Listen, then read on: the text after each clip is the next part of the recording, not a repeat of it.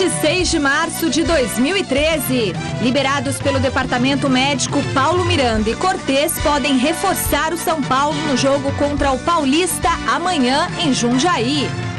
Com lesão na coxa direita, Renato Augusto é o mais recente problema para o técnico Tite no timão. Titular na lateral esquerda do Palmeiras, Juninho comemora o bom momento na equipe e fala da expectativa para o jogo de amanhã contra o Mirassol. Seleção brasileira decepciona mais uma vez e sofre para empatar com a Rússia. Seja bem-vindo! O Gazeta Esportiva começa agora! Olá, boa noite! A nova geração da família Scolari ainda não engrenou. Depois do retorno ao comando da seleção brasileira, o técnico Felipão continua sem vencer. Após a derrota para a Inglaterra por 2-1 e o empate com a Itália em 2-2, ontem um gol salvador de Fred aos 44 minutos do segundo tempo evitou a derrota para a Rússia em Londres. Veja os gols. Jogando em Londres, a Rússia saiu na frente do Brasil em jogada pela esquerda. Primeiro, Hernani se atirou na bola e bloqueou o chute de Kerzakov. Depois, Fernando salvou em cima da linha. Mas na terceira tentativa, Faizullin botou para dentro, 1-0. O empate brasileiro veio no finalzinho do jogo. Hulk fez a jogada e deu um belo passe para Marcelo servir Fred, que não desperdiçou. Terceiro gol dele em 3 jogos sob o comando de Felipão. E ficou nisso, Brasil 1, Rússia também 1.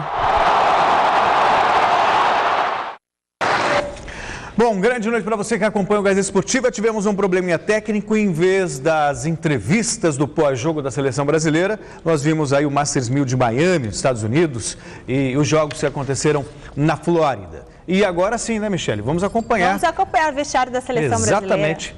Ainda não. Fala do jogo, Celso. Então tá, a gente não vai chamar agora, daqui a pouquinho o Filipão fala sobre o empate de ontem com a Rússia em 1-1. Não tem muitas coisas boas para falar, até porque a seleção ainda está buscando uma forma. Infelizmente, faltando aí 3 meses para a realização da Copa das Confederações, 1 ano e pouquinho para a Copa do Mundo, e a gente está muito atrás das principais seleções do mundo, essa é que é a verdade. A Rússia ontem, especialmente nos primeiros 15 minutos, criou muitas oportunidades, deu uma blitz na seleção brasileira que perdeu espaço, depois conseguiu se encontrar, mas o gol mesmo de empate só surgiu depois dos 44 minutos nessa bela jogada do Marcelo, que pelo jeito está carimbando o lugar na seleção brasileira, assim como o Fred. O Fred, em 3 jogos sob o comando do Felipão, fez 3 gols e salvou o time ontem 1-1, mas é um time que ainda não inspira confiança, Garrafa, podemos dizer assim. Não é muito diferente do que nós tínhamos com o Mano Menezes. A diferença é que com o Mano o trabalho tinha uma sequência. O Felipão está tentando achar esse time agora, repito, entrou muito tarde na seleção. Boa noite, Celso, boa noite, Michele, boa noite você em casa acompanhando o Gazeta Esportiva. Com a palavra o presidente José Maria Marim, que poderia, entre várias coisas, falar sobre esse mau momento de início de trabalho do Luiz Felipe Scolari, em 3 jogos nenhuma vitória, 2 empates, 1 derrota na estreia, e também sobre aquele suposto problema de corrupção, uma conversa muito mal explicada aí com o presidente da CBF, falando supostamente ele, né, a voz era dele, ele precisava se explicar sobre isso e também sobre a seleção brasileira. A verdade é uma só, nós estamos numa situação dramática em termos de preparação para a Copa do Mundo. Nós não temos uma seleção, o Filipão talvez seja o menos culpado nesse momento, né, ele foi chamado às pressas, não sei se era o momento do Filipão ser o técnico da seleção brasileira, mas já que foi chamado, ele não tem culpa sobre isso e está tentando achar uma seleção. Faltando 2 partidas para estrear na Copa das Confederações. É, no mínimo, um absurdo. Então, nós temos sérios problemas. Não gostei do aproveitamento que ele teve com o Kaká. Ele convocou o Kaká, se esperava um pouco mais.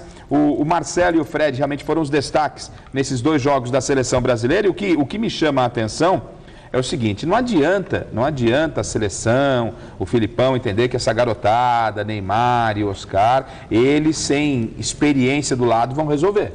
Sem experiência do lado não vão resolver. O Filipão vai ter que recorrer sim a jogadores experientes para que possa dar tranquilidade ao Neymar, para que ele produza aquilo que a gente sabe que ele pode produzir e não está produzindo na seleção brasileira. Precisamos acertar, ajustar a nossa defesa, né? Ajustar a nossa defesa, porque o Júlio César foi o melhor nos últimos 2 jogos, foi o melhor em campo. Mas vamos ouvir aí o que disse a impressão do técnico Luiz Felipe Scolari logo depois da partida deste empate com a seleção da Rússia.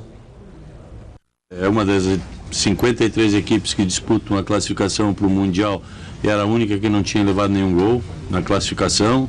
É uma equipe que nós enfrentamos e acho que pela posse de bola, por uma série de fatores, dá para dizer que foi no mesmo nível que a Itália. É uma equipe que marca mais que a Itália. Acho que a nossa equipe tem que evoluir muito, mas mesmo assim nós mostramos evolução nos 2 jogos, né? Jogamos contra a Itália, fomos bem. E hoje um jogo muito complicado, com a equipe deles com qualidade no contra-ataque, mas muito fechado, cara, e acabou dificultando a gente. É um jogo muito difícil, a seleção da Rússia é uma grande seleção. A gente fica feliz de ter conseguido o gol de empate e ter empatado a partida no final. O Capello disse que de repente a invasão de campo tirou um pouco a concentração da seleção russa. Você acha que esse incidente ajudou aí na recuperação? É melhor pra gente, né, que a gente fez o gol.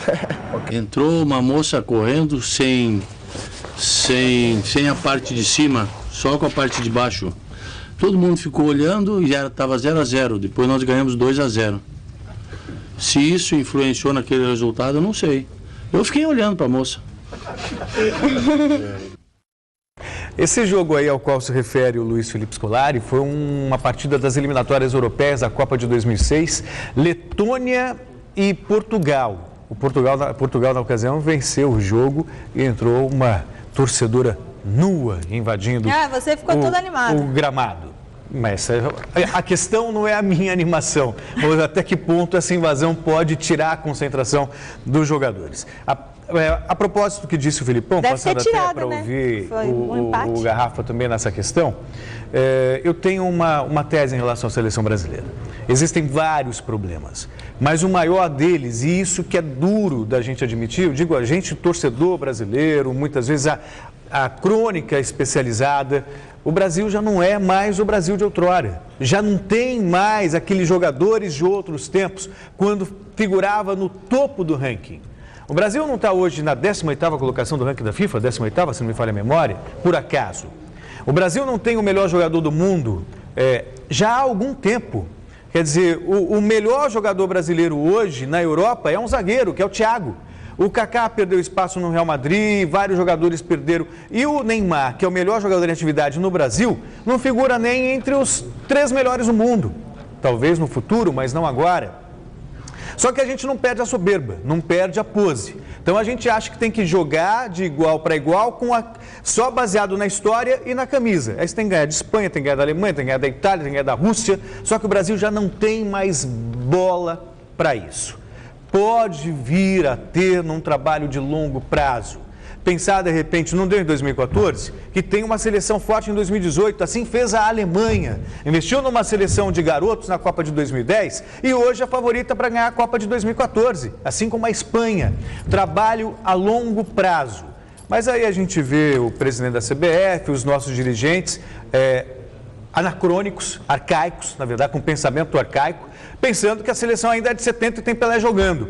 Nós temos que ganhar sempre, temos que ganhar a Copa. É verdade, tem que jogar para ganhar, mas não tem bola mais para isso. E se não houver planejamento, na base da individualidade, é que não vai ser, Garrafa.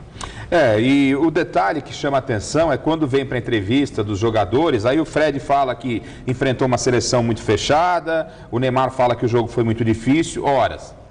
Quando uma seleção vem jogar contra a seleção brasileira, todo mundo sabe que o grau de dificuldade é muito grande, porque as defesas jogam no contra-ataque, a seleção da Rússia já vinha fazendo uma preparação, é só estudar um pouquinho e vai saber que tipo de adversário vai se enfrentar. Não é novidade nenhuma, né, a forma que a Rússia jogou. Não é novidade nenhuma a forma que a Itália jogou. É o Brasil que tem que se adaptar a isso. É o técnico que tem que colocar a equipe brasileira para superar essas dificuldades. Então eu repito e ratifico aquilo que eu vinha dizendo. O Filipão, com esse pouco tempo de trabalho que ele tem, ele vai ter que sim recorrer a jogadores mais experientes. Só com a molecada não está resolvendo, apesar de talento.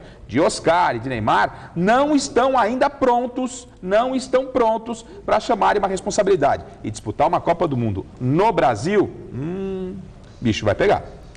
Bom, e responda a enquete do site gazetesportiva.net. Hoje uma pergunta sobre o futuro da seleção brasileira. O Filipão vai conseguir montar um time, Garrafa, competitivo para a Copa das Confederações? Sim ou não? Acesse, participe, resultado no final do programa de hoje. Mas, ô Celso, o fato de estar em 18º no ranking da FIFA também não é porque o Brasil não está disputando as eliminatórias? Claro que não. Aí também cai. Não.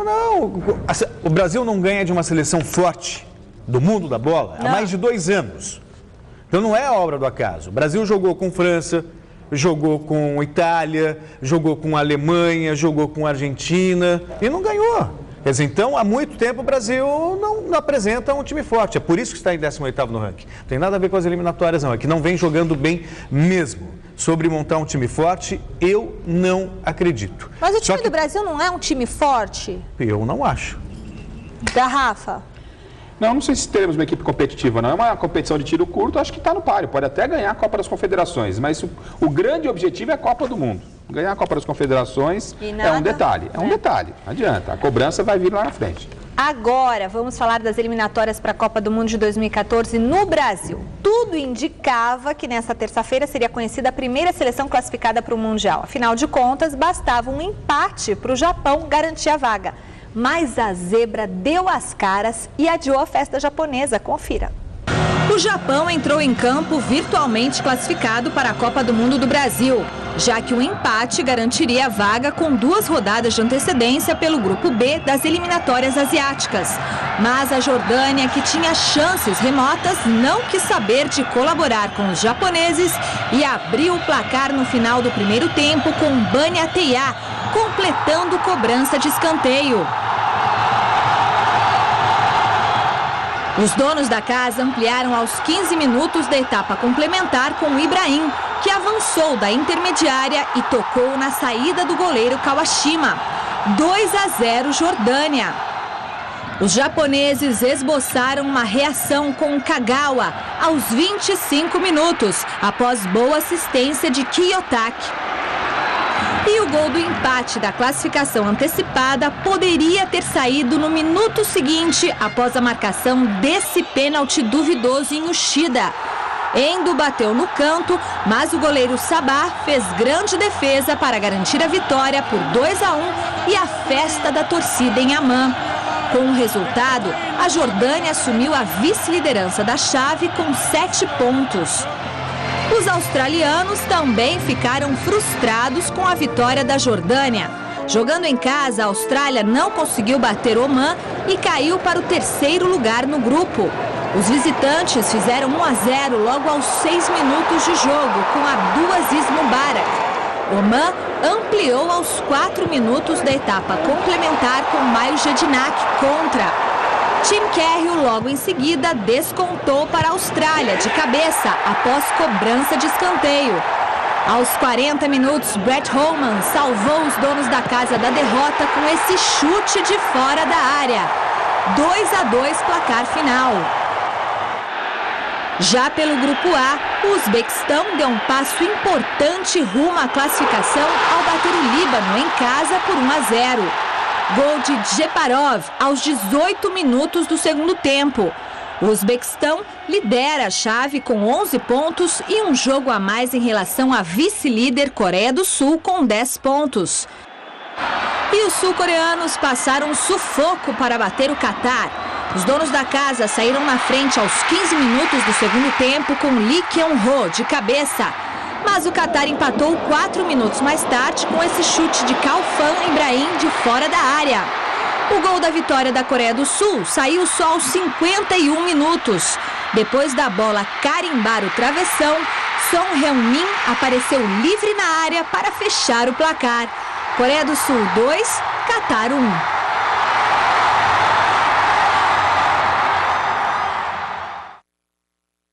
Agora, Celso Cadoro tem um recado e queria falar dos jogos eliminatórios. Neste momento, a gente vai dar os resultados até o final do programa, na maioria dos jogos. A Argentina está tendo problemas com a Bolívia, está empatando em 1-1. O Marcelo Moreno fez 1-0 Bolívia e o Banega empatou. É que da última vez que jogaram lá foi 6-0 para a Bolívia. Eu acho que tá até bom para vocês por enquanto. Pois é. 1-0 por enquanto.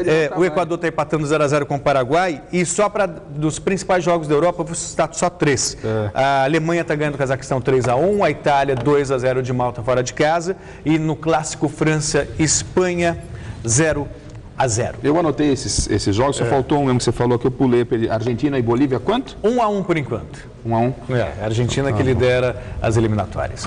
O NET Empresas trouxe uma novidade imperdível para você.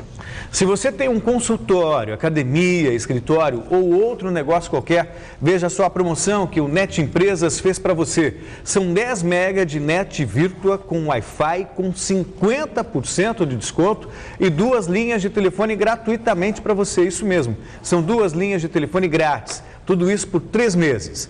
Olha só quanta vantagem. Você pode contar com vários serviços inteligentes, como identificador de chamadas, para saber quem está te ligando, claro. Fazer chamada com 2 pessoas ao mesmo tempo, entre outros serviços. E ainda tem o NET Virtua. Banda larga de 10 mega com Wi-Fi para você e seus clientes navegarem à vontade, sem pagar nada mais por isso. Está esperando o quê? Assine agora mesmo. Aproveite e conheça também os planos com TV por assinatura da NET. Anote aí. 4004-8844. Vou repetir, 4004-8844.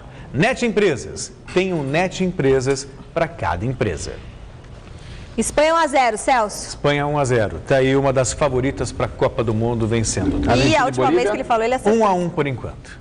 Tá bom. Mas estou falando já com 1 ano e meio antes da Copa. Ih, lá vem. Lá vem ele. Vai, fala, Pedro. Principal favorito para mim, Alemanha. Em primeiro lugar. Espanha e Argentina. Escrevam aí. Caramba. Você ia ficar na dúvida, hein? Não, eu concordo. Detalhe, tem muito vocês tiraram muito sarro de mim na última Copa e deu Espanha. Não tem muito que fugir disso daí, não. Eu concordo com o Pé de Gelo, porque ele acerta. Com quem? A Copa, ele acerta. Com quem que você concorda? Com o Pé de Gelo. Hoje é terça-feira, é dia... Não, para, Michele. Dia da série Figurinhas da Copa das Confederações. No nosso segundo episódio, nós vamos conhecer um pouco mais da estrela da seleção mexicana, representante da CONCACAF e que está no grupo do Brasil no torneio que começa em junho.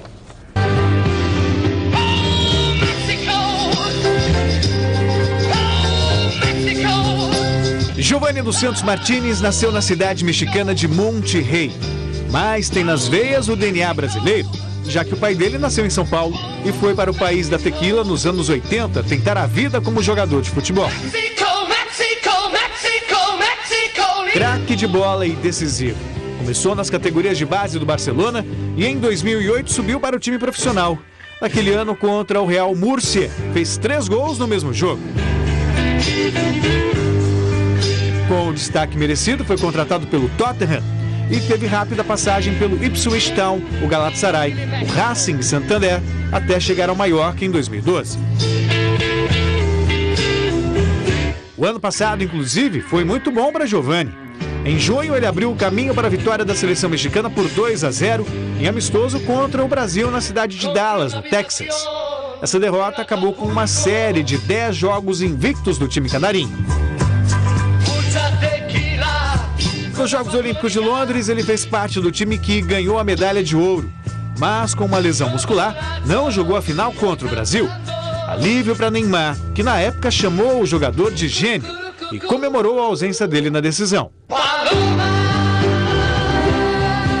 Mesmo com apenas 23 anos, Giovanni dos Santos é figurinha carimbada na Copa das Confederações.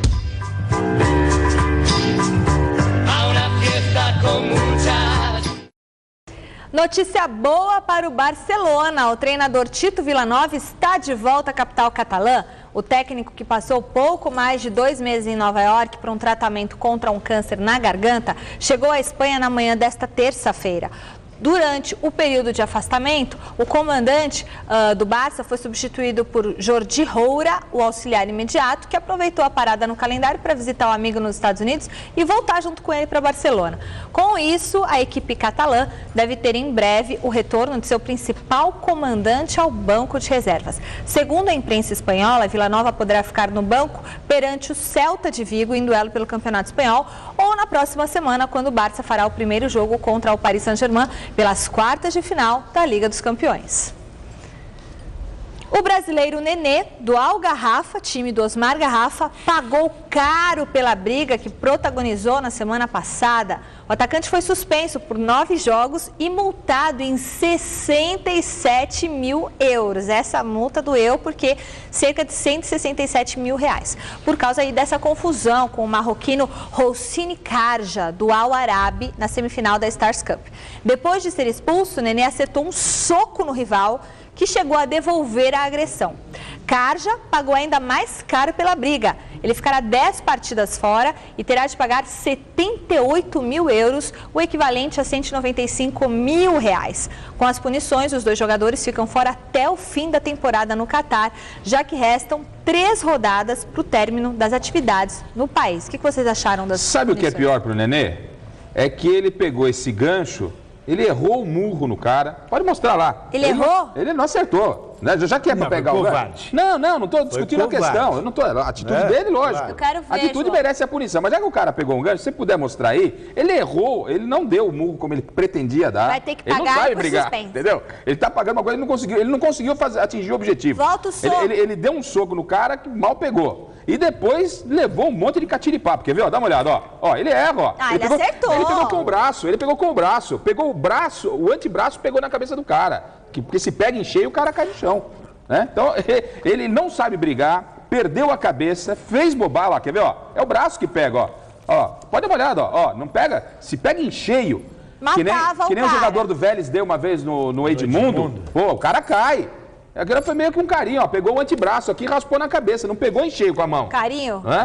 Foi quase um se pega de mão fechada aqui no escutador de samba do cara, ele não ia voltar lá. Ele não ia dar tempo de. Já que você vai pegar o cara, pega e não deixa reagir. Mas não pega pelas Aí ele costas. deixou, depois o que acontece? Olha lá, ó. Aí o cara foi lá, então ele apanhou, não deu o murro no cara, deu tudo errado. E aí completou com esse gancho lamentável nessa atitude aí do Nenê, que perdeu literalmente a cabeça, só fez lambança, dançou, a casa caiu pra ele. Foi que nem o negócio do ladrão lá, né? Da Michele lá. A história, a Michele contou uma história aqui. Foi fantástica, mas essa é melhor a gente deixar. Essa deixa quieta. Internamente. Mas pelas costas, não, né? Foi péssimo que ele ridícula a fez. atitude dele, mas já que vai fazer, faz. Pô. Devia ter pagado mais cara a multa ainda. Só pela covardia. Só pela covardia.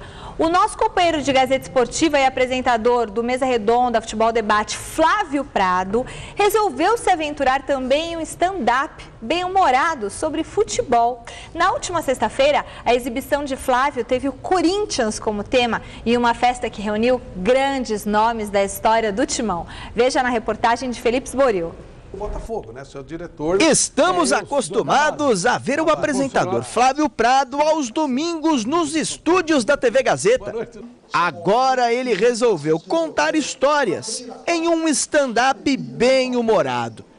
E logo no primeiro, o time que está na moda, campeão da Libertadores, Mundial, enfim, Corinthians.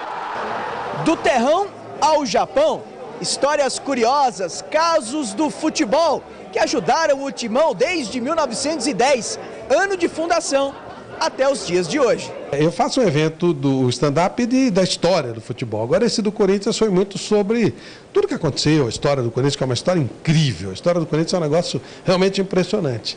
E aí nós começamos a fazer um projeto, conversando com o Newton Travesso, que é o nosso produtor, trocando ideia com o Caçulinha, com todo o pessoal. Pô, vamos ver se a gente conta essa história de um time que começou no terrão e terminou no Japão, né? Sempre com uma pitada de diversão, com um cara que quase não tem história para contar, né? Caçulinha. Desde garoto eu gosto de futebol. Mas é corintiano desde garoto, não? Não, eu sou São Paulino, eu sou normal. Ele me faz contar cada causa, coisa de sacanagem, você tem que ver o que eu conto de besteira. Só bobagem. O pessoal foi chegando e quem viveu de perto essa história vitoriosa prestigiou. Faço parte dela, eu fui privilegiado em ter tido o convite de ser técnico, de fazer parte de uma parte da história extraordinária que eu vou guardar por resto da minha vida.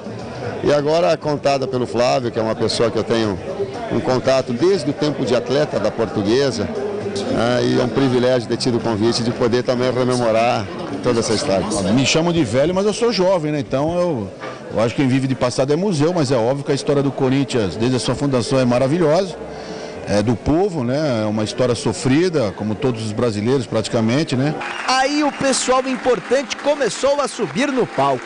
O primeiro, Marcelinho Carioca, que contou como chegou ao Corinthians. Eu lembro quando eu desci a rua São Jorge, né, 777, doutor Joaquim lembra, e tocou uma sirene, eu falei, que porra é essa?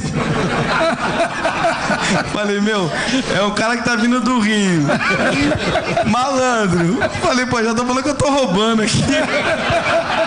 André Sanches foi presenteado com uma ligação de Juvenal Juvencio. Só um minutinho. Ainda bem que o senhor não é o meu, né? Espera só um minutinho. Opa! Vai, Corinthians!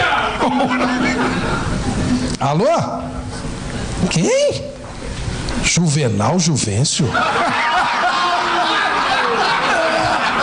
Não, o André está aqui sim. Por quê? Ué, por que eu tenho que homenagear esse cara? Porra, mas qual é a bronca? 2007, né? É verdade, da Copa do Mundo ia ser no seu estádio, Tinham obras e melhorias e tudo, é verdade. Com uma trajetória fantástica e vitoriosa como essa, fica difícil não se emocionar com a história de um dos principais clubes do Brasil, Esporte Clube Corinthians Paulista.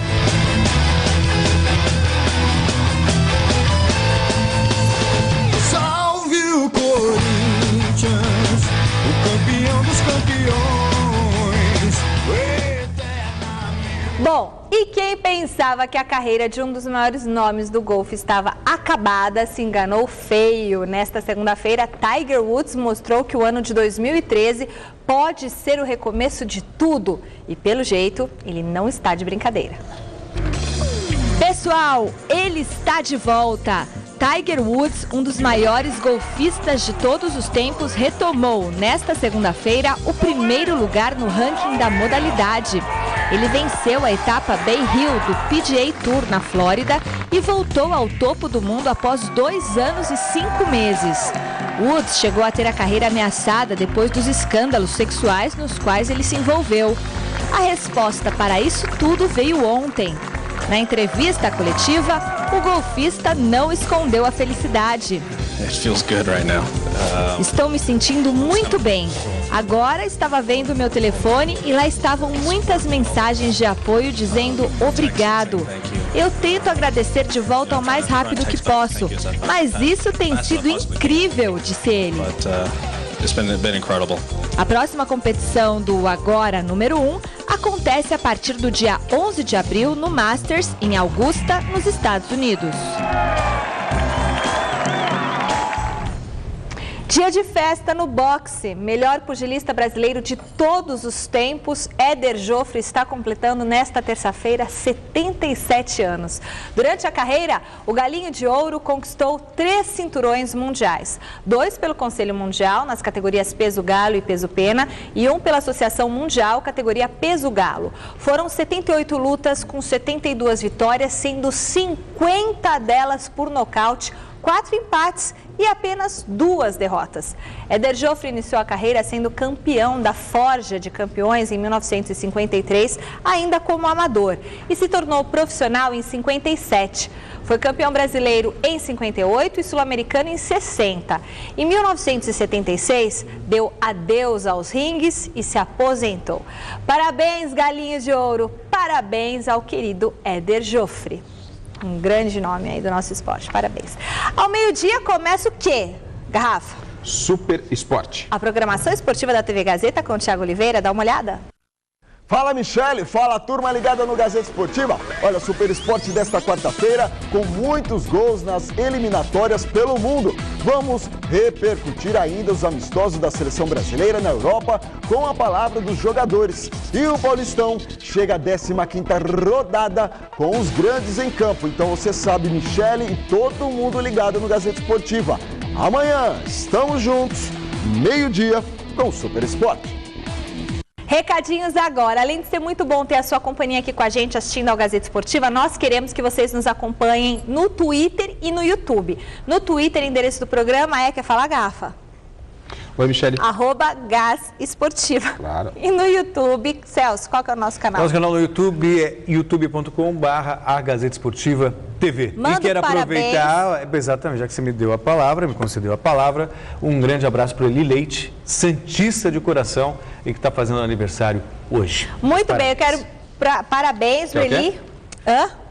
Eu vou mandar beijo aqui, ó. O Eider Lima, de São Paulo, Geraldo Ottoni, de Ubatuba, Adriano Chavão, Sônia Regina de Osasco, Valdemar de Alfredo Vasconcelos, Minas Gerais, Adalberto do Carmo, Piracicaba, Diego Alberto de Cotia, Alan Bastos Mococa, Dalmo de Souza, ZL, nossa ZL, André Vieira Coelho de Americana, Nivaldo Liro, Ribeirão Claro, Paraná. Você conhece Ribeirão Claro?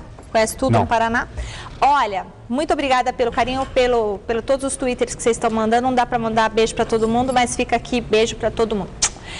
Tem coisa melhor do que comer bem, mastigar com facilidade e dar um belo sorriso? Não tem, né? Então, para você levar uma vida saudável sem abrir mão de todos esses prazeres, poder comer um churrascão, uma pizza, nós contamos com a Eximplante. A Eximplante pode te ajudar e vai te ajudar com todos os tipos de tratamentos odontológicos que te devolverão esses prazeres. Os profissionais da Eximplante são especializadíssimos em suas áreas e eles estão esperando por você.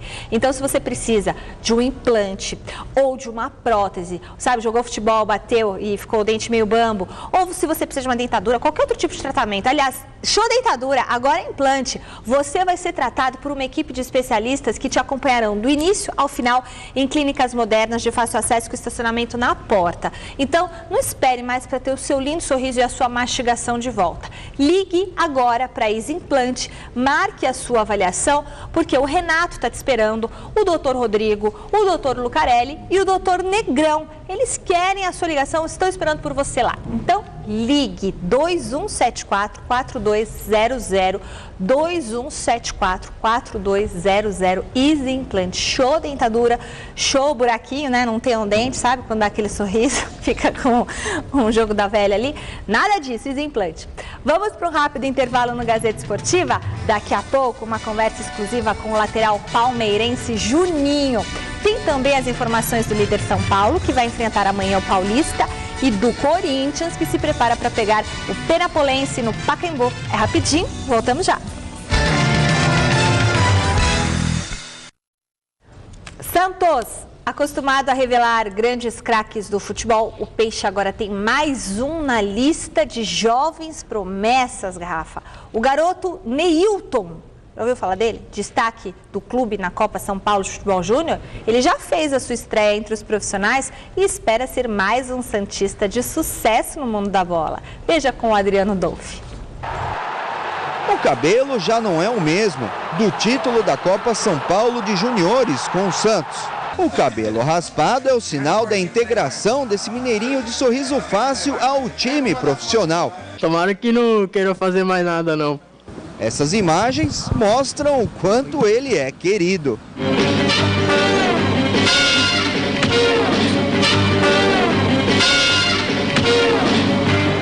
E a estreia foi logo no clássico com o Palmeiras. O atacante admitiu que sentiu um pouco o ritmo da partida. Sair jogando é uma responsabilidade e foi bom para mim que já tirei aquele peso. Já tirei, era um sonho que eu queria, né? Era um sonho. Graças a Deus tornou realidade. Agora é continuar trabalhando para que nos próximos jogos tenha oportunidade e ir melhor. Após os amistosos na Europa, Neymar é aguardado para a semana de treinamentos aqui no CT Rei Pelé. E Neilton admite, com o retorno da joia santista, aumenta ainda mais a dificuldade por uma vaga no ataque do Peixe. A concorrência é bem maior, né? Tem bastante jogadores aí bons, mas vamos continuar trabalhando forte para que possa ter uma oportunidade e cada oportunidade que tiver aproveitar. Neilton quer agora seguir o seu caminho no Santos. O ex-clone de Neymar admite um estilo próprio, tanto no futebol como no penteado. Muita gente compara eu com ele, mas não tem comparações, né? Ele já fez o nome dele, o Neymar já tem a carreira dele, agora eu estou procurando fazer a minha, fazer o meu nome, Neilton, e fazer um penteado aí, para que vire moda também, né? Apesar que eu tô bonito assim, tá ligado? Molecada, Será? Molecada Você acha que o cara tá bonito, cara? Não vou entrar nessa seara, Celso. Não tenho qualificação para esse... Nem eu. Para esse atributo. Agora, o futebol é razoável para bom. O detalhe é o seguinte, o Neymar já fez o nome dele, é verdade, mas ainda não fez a carreira. O Neymar tem muita coisa pela frente ainda, não é? É que a gente está numa carência tão grande de ídolo, e aí o mais exaltado vai achar que eu estou metendo pau no Neymar. Longe disso. O Neymar tem tudo para uma carreira brilhante, a carreira dele está muito bem administrada, mas ele está devendo. Essa é a verdade. Nesse momento está devendo. E ele é cobrado no Santos, ele é cobrado na seleção brasileira por este momento que nós vivemos, pela carência de um grande ídolo, não é? Na última seleção brasileira nós tínhamos aí, quando ganhamos a Copa do Mundo, tinha Cafu, Rivaldo, Ronaldo, tínhamos várias estrelas. E hoje na seleção brasileira nós temos o Neymar e ele tem que resolver tudo sozinho. E ele ainda é um garoto, não é? Então, acho que é importante a gente ter consciência disso. O Neymar tem uma carreira ainda a ser feita. Já tem títulos importantes com a camisa do Santos, mas não tem título importante com a camisa da seleção brasileira. Acredito que deverá ter, mas precisa desempenhar o melhor futebol e ainda tem a dificuldade de que ele tem que resolver tudo sozinho. Tamanha a deficiência que nós temos. Sobre essa garotada no Santos, Celso, o Muricy Ramalho, ele contrariando aquilo que muita gente dizia, talvez até por uma necessidade, ele tem se aproveitado dessa molecada. Né? Principalmente nesse período que o Neymar vai ficar muito mais no Santos, muito mais na seleção do que propriamente no Santos. E talvez, por que não, daí a gente possa pensar um novo valor, sem comparações nenhuma, um novo Neymar não, mas um novo valor, um jogador que possa ser útil, um jogador que possa valorizar o Santos. E o Santos sempre teve no seu currículo essa história de revelar valores, né? Quem não se lembra dos meninos da Vila. É verdade, 78, final dos anos 70, Juari, João Paulo, era uma garotada boa de bola. O Neilton é bom jogador também, esse Giva também está tendo oportunidade, tem feito gols, é um jogador que pode render muito lá na frente e é quase certa a saída do Neymar do Santos, né? Já foi divulgado um documento lá na Espanha, de um pré-contrato com o Barcelona. E só resta saber se vai agora, este ano ainda, ou se vai só em 2014, depois da Copa do Mundo. Queria tocar num outro ponto agora, Garrafa.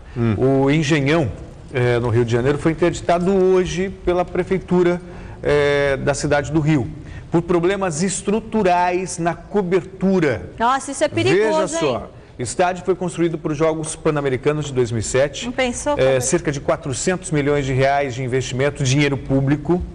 E o Botafogo, em 2010, que é o clube que administra o estádio, chegou a fazer uma manifestação junto à prefeitura, alegando os problemas. E as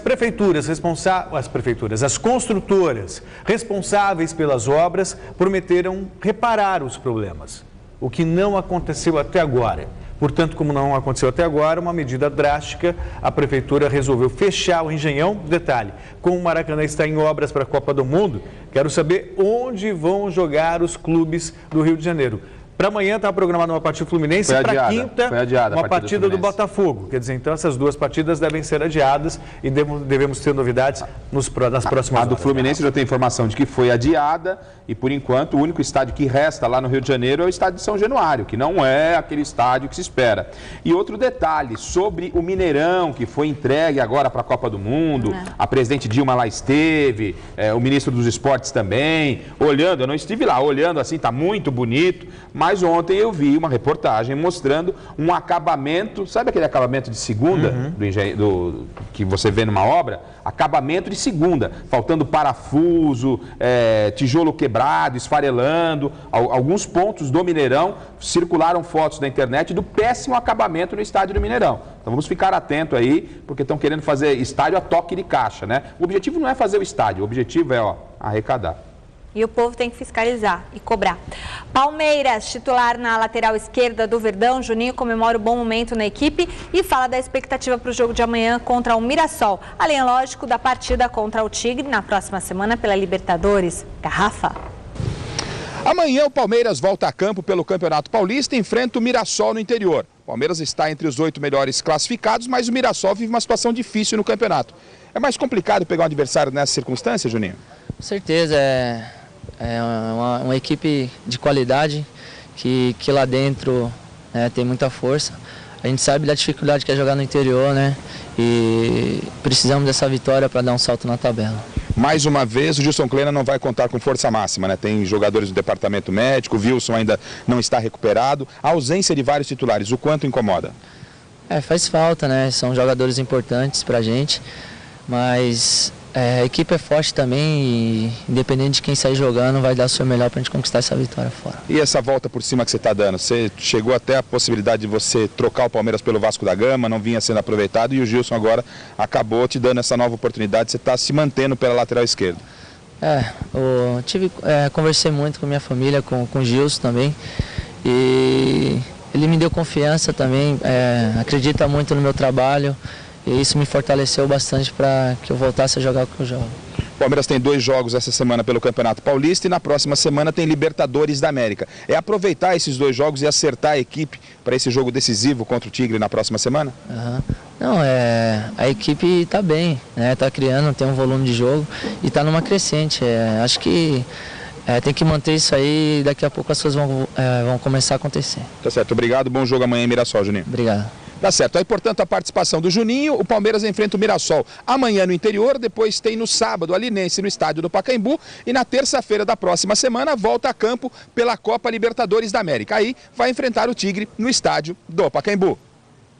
Bom, aí o Palmeiras, portanto, Garrafa, na Libertadores a situação é delicada, não é tão delicada quanto a situação do São Paulo, são os únicos brasileiros realmente ameaçados de fato na Libertadores América, mas não creio que uma eventual eliminação da Libertadores vá trazer um prejuízo, não financeiro, eu digo um prejuízo na formação desse time, que tem como grande objetivo mesmo, Garrafa, fazer uma boa Série B, de preferência ser campeão, para voltar para a elite e no ano do centenário está bem, com um time bem montado e de repente repetir o que fizeram Corinthians e Vasco da Gama, que caíram para a segunda divisão, mas voltaram mais fortes do que estavam. De repente você ganha tempo, ganha entrosamento, monta uma base boa e não dá para a gente negar. Esse Palmeiras aí é um time em formação, que pode não ser o time dos sonhos do ponto de vista técnico, mas que de repente com o tempo, com o entrosamento e com um bom plano tático,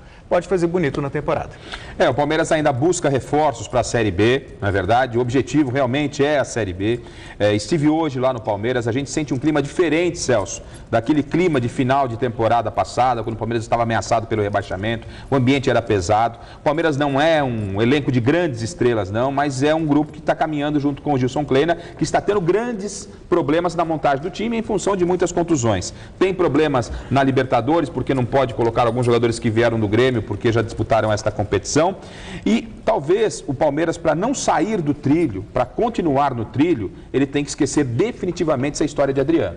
Acho que isso pode dar uma tumultuada no ambiente do Palmeiras, mesmo sem a presença do Adriano. Porque o final de semana mais se falou do Adriano do que se falou propriamente do Palmeiras. Não orna no projeto, então, não se encaixa no projeto. Tudo que o Palmeiras não precisa neste momento é ter mais problemas. Por favor, né? E Adriano é sinônimo de problemas. Já foi sinônimo de gols. É um jogador de... Se ele tivesse hoje na plenitude da sua forma, mesmo com mais de 30 anos, eu não me canso de dizer aqui, é jogador para a seleção brasileira. Qualidade tem, mas olha como ele já vestiu a camisa do Flamengo, está mais pesado que eu, Adriano. E ele consegue fechar as portas por onde ele passa. Veja só, o último bom campeonato que ele fez foi em 2009 pelo Flamengo. 2009, nós estamos em 2013. O São Paulo de não lá, deu certo. Não deu, até deu, mas ainda tinha a relação custo-benefício, mas ainda funcionava. A relação custo-benefício foi boa até 2009. Depois, a partir de 2010, ele desistiu de jogar.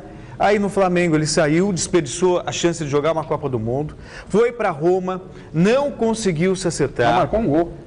Não marcou um gol. Não marcou um gol. No Corinthians, também cheio de expectativa. Houve uma expectativa em torno dele, confiança, respaldo. Faltou em mais de 40 sessões. O que prometeu. Mais de 40 sessões de fisioterapia, não estava comprometido. Aí foi para o Flamengo, também fez um contrato e nem jogou. Nem jogou, não é verdade? Então como é que dá para acreditar que ele jogaria no Palmeiras? Por que ele jogaria no Palmeiras? Quer dizer, eu acho que o ser humano pode ter várias oportunidades, deve ter.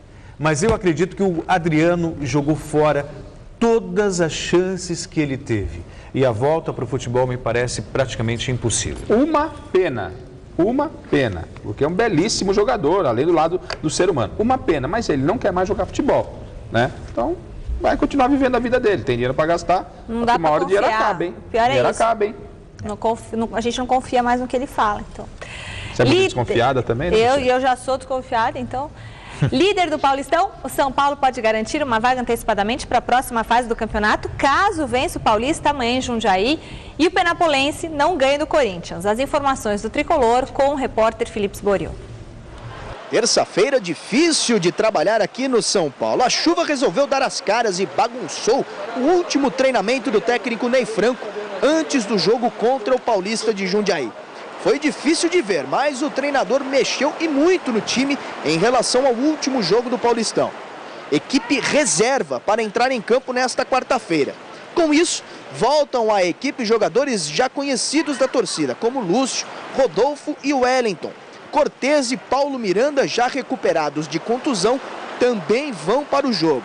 O goleiro Rogério Ceni e o atacante Luiz Fabiano treinaram entre os titulares e devem começar o jogo. Tudo para poupar a equipe, que no final de semana tem o Corinthians pela frente. Sobre Luiz Fabiano, a diretoria do São Paulo ainda não enviou o recurso à Conmebol a fim de diminuir a pena de 4 jogos que ele conseguiu depois de ser expulso contra o Arsenal de Sarandi.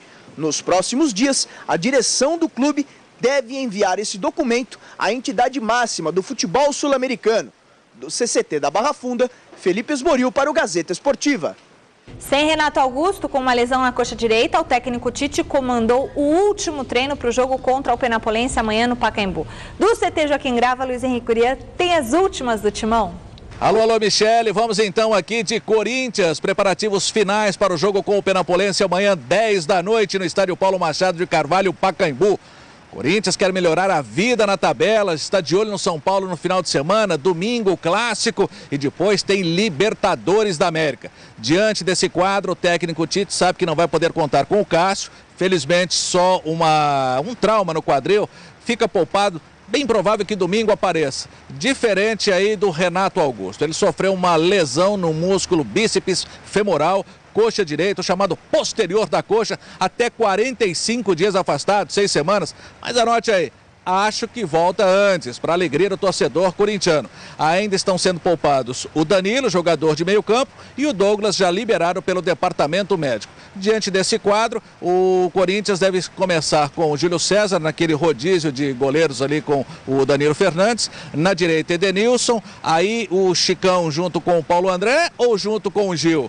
Tá? É o que o Tite também vai confirmar daqui a pouco. O Fábio Santos pela lateral esquerda deve retornar porque cumpriu suspensão automática. No meio-campo, 2 Guilhermes. O Guilherme, como todo mundo fala aqui, e o Guilherme Andrade. O Guilherme Andrade, que logo vai virar Andrade. Aí tem Jorge Henrique para fazer a composição de meio campo, no ataque Emerson Sheik, tem ainda o Paulo Guerreiro, tem o Romarinho. Nossa, tem muita gente nesse elenco. Vamos ver qual a melhor opção do técnico Tite, que ainda vai ver o Pato descansar um pouquinho mais. O mesmo acontecendo com o Paulinho, que tem chances até de aparecer nessa escalação para amanhã. Mas pelo andar do treinamento aqui, debaixo dessa chuva leve, caiu bastante a temperatura aqui no centro de treinamento Joaquim Grava, ele poderá ser guardado sim para o final de semana. Imagens Claudinei Braghini, Domingos Filho, Luiz Henrique Gurian, Corinthians, aqui para o Gazeta Esportiva.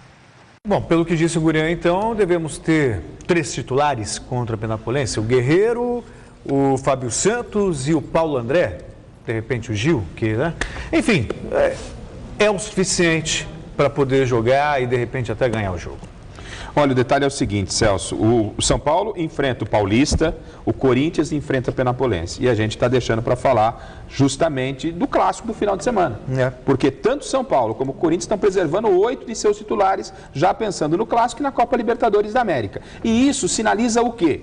Que é o momento da presidência da Federação Paulista tomar uma posição. Já passou, não é? Não, né? mas então, é o limite do limite.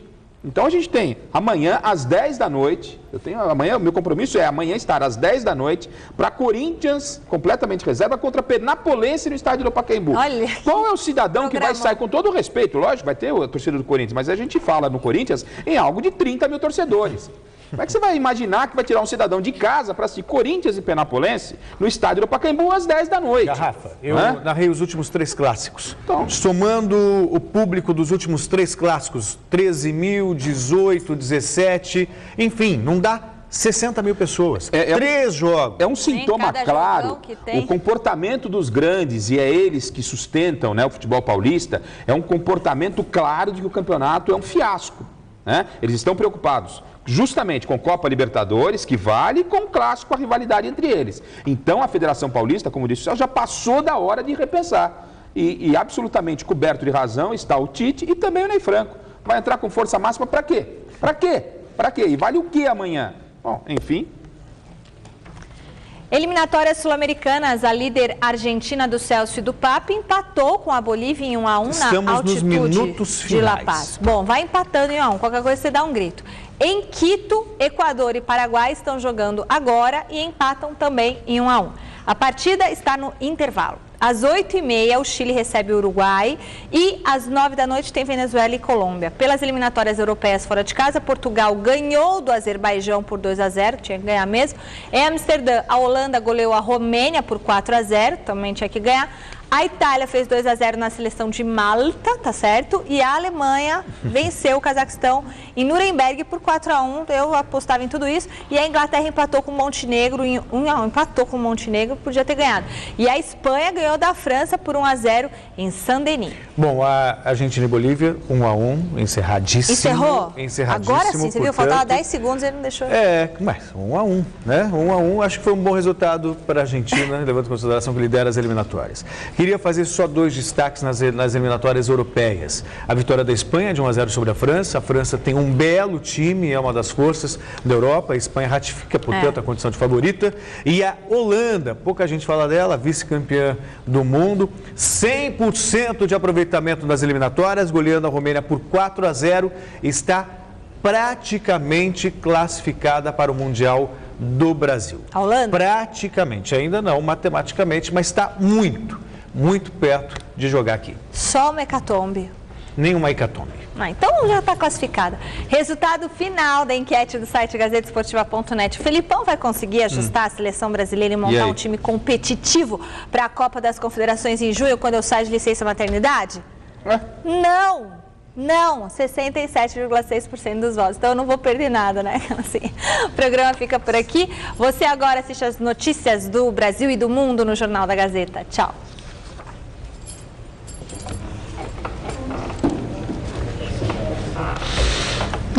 Você está completamente maluco. Cadê o som, João? Nem fala que eu mais.